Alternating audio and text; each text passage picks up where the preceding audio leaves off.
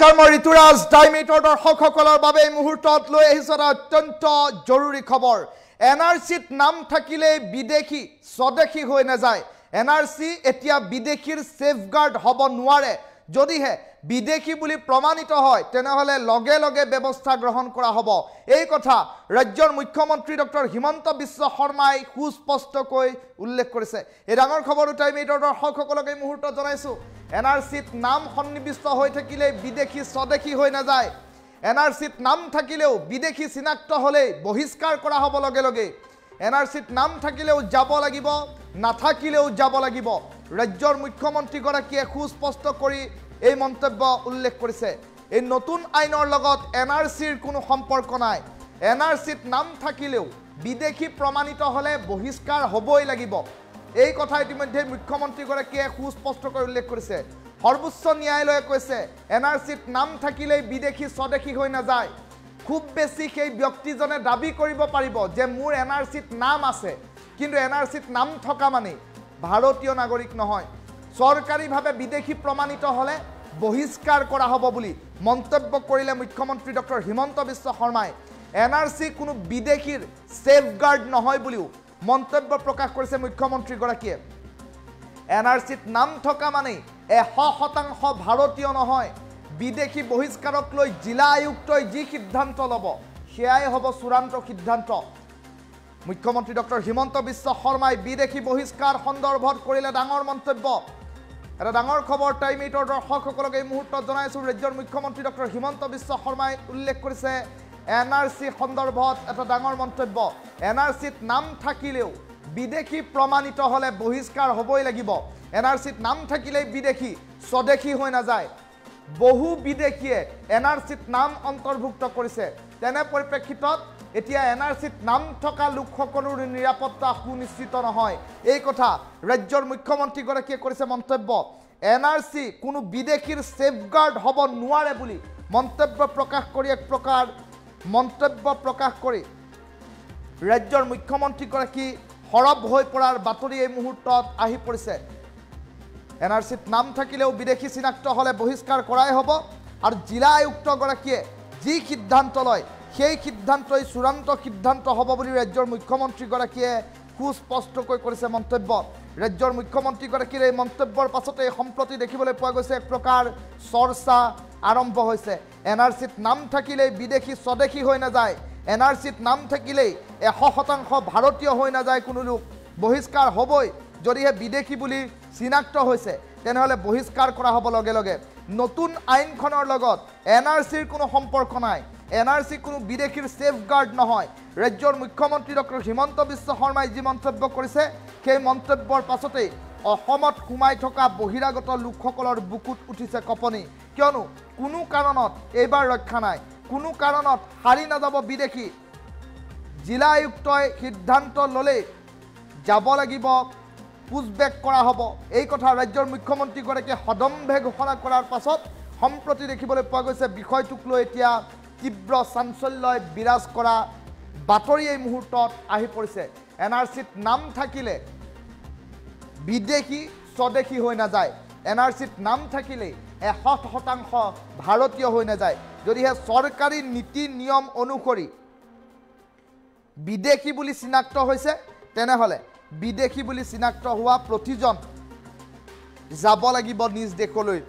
পুছবেক কৰা হ'ব বাংলাদেশী সমস্যা ৰোধ কৰিবৰ বাবে বিদেশী বহিষ্কাৰ কৰিবৰ বাবে ৰাজ্য চৰকাৰে এতিয়া বিহিত ব্যৱস্থা হাতত লৈছে ৰাজ্যৰ মুখ্যমন্ত্ৰী ডক্টৰ হিমন্ত বিশ্ব শৰ্মাই বিষয়টোক লৈ এক প্ৰকাৰ হৰব মন্তব্য প্ৰকাশ কৰা পৰিলক্ষিত হৈছে আৰু বিদেশী বহিষ্কাৰ কৰা সন্দৰ্ভত উচ্চাৰ হৈ মুখ্যমন্ত্ৰী ডক্টৰ হিমন্ত বিশ্ব শৰ্মাই কেতবোৰ মন্তব্য প্ৰকাশ কৰি সমগ্ৰ বিষয়টোক লৈ এক প্ৰকাৰ যুযুধান ৰূপ ধাৰণ কৰা পৰিলক্ষিত হ'ল মুখ্যমন্ত্ৰীগৰাকীয়ে মন্তব্য প্ৰকাশ কৰিছে যে উচ্চতম ন্যায়ালয়ে কৈছে এনআৰসিত নাম থকা মানে স্বদেশী নাগৰিক নহয় এনআৰসিত নাম থাকিলে তেওঁক স্বদেশী বুলি স্বীকৃতি দিয়া নহয় সৰকাৰীভাৱে যদি বিদেশী প্ৰমাণিত হৈছে তেনেহলে তেওঁক বহিষ্কাৰ কৰা হ'ব এনআৰসি কোনো বিদেশীৰ সেফগাৰ্ড নহয় এই মন্তব্য ৰাজ্যৰ মুখ্যমন্ত্ৰী ডক্টৰ হিমন্ত বিশ্ব শৰ্মাৰ আৰু এনআৰসিত নাম থকা বুলি বেছিতকৈ বেছি তেওঁ দাবী উত্থাপন কৰিব পাৰিব তাৰ বাহিৰে একো কৰিব নোৱাৰে বুলি মুখ্যমন্ত্ৰী গৰাকীয়ে সাংবাদিক মেলত এই কথা সুস্পষ্টকৈ উল্লেখ কৰাৰ পাছত সম্প্ৰতি বিষয়টোক লৈ চৰ্চা চলিছে ৰাজ্যৰ মুখ্যমন্ত্ৰী ডক্টৰ হিমন্ত বিশ্ব শৰ্মাৰ মন্তব্যটো এই মুহূৰ্তত শুনাই লৈছো আৰু এক্টত কোনো এনআৰচিৰ শব্দ নাই এনআৰচি থাকিলেও যাব নাথাকিলেও যাব এইখন আইনৰ লগত এনআৰচিৰ কোনো ৰেফাৰেন্সও নাই এনআৰচিৰ কোনো সম্বন্ধও নাই আৰু উচ্চতম ন্যায়ালয়ে ইতিমধ্যে কৈছে এনআৰচিত নাম থাকিলেও নাথাকিলেও বিদেশীয়ে যদি বিদেশী বুলি প্ৰুভ হয় তেওঁ যাব লাগিব সুপ্ৰিম কোৰ্টে কেইদিনমান আগত আৰু এটা জাজমেন্ট দিছে যে এনআৰচিত নাম থাকা মানে তেওঁ স্বদেশী নহয় মেবি তেওঁৰ ক্লেইম এটা হ'ব মোৰ এনআৰচিত নাম আছে কিন্তু গভৰ্ণমেণ্টে যদি প্ৰুভ কৰিব পাৰে যে তেওঁ এনআৰচিত নাম থাকিলেও এওঁ বিদেশী এনআৰচিত নাম সোমোৱাটোৱে ভুল আছিল বেলেগ বাপেকৰ নাম নিজৰ বাপেক বুলি কৈছিলে তেতিয়া সুপ্ৰিম কোৰ্টে আৰু এটা জাজমেন্ট কেইদিনমান আগতে দিছে যে এনআৰচি খন তেওঁ সেফগাৰ্ড নহয় এনআৰচিত নাম থাকা মানে তেওঁ 100% ভাৰতীয় নুবুজায় এইটো আৰু এটা বেলেগ এটা জাজমেন্ট কিন্তু এইখন এক্টত এনআৰচি চোৱা নোচোৱা কোনো কথা নাই ডিসিয়ে যি সিদ্ধান্ত ল'ব সেইটোৱে ফাইনেল ইয়াত আৰু এক্টত কোনো এনআৰচিৰ শব্দ নাই এনআৰচিত থাকিলেও যাব নাথাকিলেও যাব এইখন আইনৰ লগত এনআৰচিৰ কোনো ৰেফাৰেন্সও নাই এনআৰচিৰ কোনো সম্বন্ধও নাই আৰু উচ্চতম ন্যায়ালয়ে ইতিমধ্যে কৈছে এনআৰচিত নাম থাকিলেও নাথাকিলেও বিদেশীয়ে যদি বিদেশী বুলি প্ৰুভ হয় তেওঁ যাব লাগিব সুপ্ৰিম কোৰ্টে কেইদিনমান আগত আৰু এটা জাজমেন্ট দিছে যে এনআৰচিত নাম থাকা মানে তেওঁ স্বদেশী নহয় মেবি তেওঁৰ ক্লেইম এটা হ'ব মোৰ এনআৰচিত নাম আছে কিন্তু গভৰ্ণমেণ্টে যদি প্ৰুভ কৰিব পাৰে যে তেওঁ এনআৰচিত নাম থাকিলেও এওঁ বিদেশী এনআৰচিত নাম সোমোৱাটোৱে ভুল আছিল বেলেগ বাপেকৰ নাম নিজৰ বাপেক বুলি কৈছিলে তেতিয়া সুপ্ৰিম কোৰ্টে আৰু এটা জাজমেন্ট কেইদিনমান আগতে দিছে যে এনআৰচি খন তেওঁ সেফগাৰ্ড নহয় এনআৰচিত নাম থাকা মানে তেওঁ 100% ভাৰতীয় নুবুজায় এইটো আৰু এটা বেলেগ এটা জাজমেন্ট কিন্তু এইখন এক্টত এনআৰচি চোৱা নোচোৱা কোনো কথা নাই ডিসিয়ে যি সিদ্ধান্ত ল'ব সেইটোৱে ফাইনেল ইয়াত আৰু এক্টত কোনো এনআৰচিৰ শব্দ নাই এনআৰচিত থাকিলেও যাব নাথাকিলেও যাব এইখন আইনৰ লগত এনআৰচিৰ কোনো ৰেফাৰেন্সও নাই এনআৰচিৰ কোনো সম্বন্ধও নাই আৰু উচ্চতম ন্যায়ালয়ে ইতিমধ্যে কৈছে এনআৰচিত নাম থাকিলেও নাথাকিলেও বিদেশীয়ে যদি বিদেশী বুলি প্ৰুভ হয় তেওঁ যাব লাগিব সুপ্ৰিম কোৰ্টে কেইদিনমান আগত আৰু এটা জাজমেন্ট দিছে যে এনআৰচিত নাম থাকা মানে তেওঁ স্বদেশী নহয় মেবি তেওঁৰ ক্লেইম এটা হ'ব মোৰ এনআৰচিত নাম আছে কিন্তু গভৰ্ণমেণ্টে যদি প্ৰুভ কৰিব পাৰে যে তেওঁ এনআৰচিত নাম থাকিলেও এওঁ বিদেশী এনআৰচিত নাম সোমোৱাটোৱে ভুল আছিল বেলেগ বাপেকৰ নাম নিজৰ বাপেক বুলি কৈছিলে তেতিয়া সুপ্ৰিম কোৰ্টে আৰু এটা জাজমেন্ট কেইদিনমান আগতে দিছে যে এনআৰচি খন তেওঁ সেফগাৰ্ড নহয় এনআৰচিত নাম থাকা মানে তেওঁ 100% ভাৰতীয় নুবুজায় এইটো আৰু এটা বেলেগ এটা জাজমেন্ট কিন্তু এইখন এক্টত এনআৰচি চোৱা নোচোৱা কোনো কথা নাই ডিসিয়ে যি সিদ্ধান্ত ল'ব সেইটোৱে ফাইনেল ইয়াত আৰু এক্টত কোনো এনআৰচিৰ শব্দ নাই এনআৰচিত থাকিলেও যাব নাথাকিলেও যাব এইখন আইনৰ লগত এনআৰচিৰ কোনো ৰেফাৰেন্সও নাই এনআৰচিৰ কোনো সম্বন্ধও নাই আৰু উচ্চতম ন্যায়ালয়ে ইতিমধ্যে কৈছে এনআৰচিত নাম থাকিলেও নাথাকিলেও বিদেশীয়ে যদি বিদেশী বুলি প্ৰুভ হয় তেওঁ যাব লাগিব সুপ্ৰিম কোৰ্টে কেইদিনমান আগত আৰু এটা জাজমেন্ট দিছে যে এনআৰচিত নাম থাকা মানে তেওঁ স্বদেশী নহয় মেবি তেওঁৰ ক্লেইম এটা হ'ব মোৰ এনআৰচিত নাম আছে কিন্তু গভৰ্ণমেণ্টে যদি প্ৰুভ কৰিব পাৰে যে তেওঁ এনআৰচিত নাম থাকিলেও এওঁ বিদেশী এনআৰচিত নাম সোমোৱাটোৱে ভুল আছিল বেলেগ বাপেকৰ নাম নিজৰ বাপেক বুলি কৈছিলে তেতিয়া সুপ্ৰিম কোৰ্টে আৰু এটা জাজমেন্ট কেইদিনমান আগতে দিছে যে এনআৰচি খন তেওঁ সেফগাৰ্ড নহয় এনআৰচিত নাম থাকা মানে তেওঁ 100% ভাৰতীয় নুবুজায় এইটো আৰু এটা বেলেগ এটা জাজমেন্ট কিন্তু এইখন এক্টত এনআৰচি চোৱা নোচোৱা কোনো কথা নাই ডিসিয়ে যি সিদ্ধান্ত ল'ব সেইটোৱে ফাইনেল ইয়াত আৰু এক্টত কোনো এনআৰচিৰ শব্দ নাই এনআৰচিত থাকিলেও যাব নাথাকিলেও যাব এইখন আইনৰ লগত এনআৰচিৰ কোনো ৰেফাৰেন্সও নাই এনআৰচিৰ কোনো সম্বন্ধও নাই আৰু উচ্চতম ন্যায়ালয়ে ইতিমধ্যে কৈছে এনআৰচিত নাম থাকিলেও নাথাকিলেও বিদেশীয়ে যদি বিদেশী বুলি প্ৰুভ হয় তেওঁ যাব লাগিব সুপ্ৰিম কোৰ্টে কেইদিনমান আগত আৰু এটা জাজমেন্ট দিছে যে এনআৰচিত নাম থাকা মানে তেওঁ স্বদেশী নহয় মে বি তেওঁৰ ক্লেইম এটা হ'ব মোৰ এনআৰচিত নাম আছে, কিন্তু গভৰ্ণমেণ্টে যদি প্ৰুভ কৰিব পাৰে যে তেওঁৰ এনআৰচিত নাম থাকিলেও এওঁ বিদেশী, এনআৰচিত নাম সোমোৱাটোৱে ভুল আছিল, বেলেগ বাপেকৰ নাম নিজৰ বাপেক বুলি কৈছিলে, তেতিয়া সুপ্ৰিম কোৰ্টে আৰু এটা জাজমেণ্ট কেইদিনমান আগতে দিছে যে এনআৰচিখন তেওঁৰ ছেফগাৰ্ড নহয়।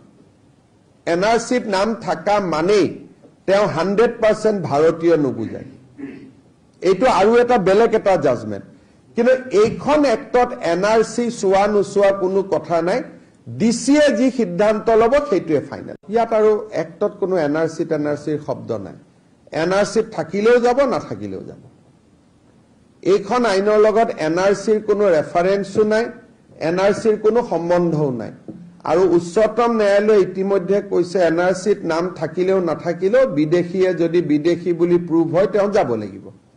সুপ্ৰিম কোৰ্টে কেইদিনমান আগত আৰু এটা জাজমেণ্ট দিছে যে এনআৰচিত নাম থকা মানেই তেওঁ স্বদেশী নহয়।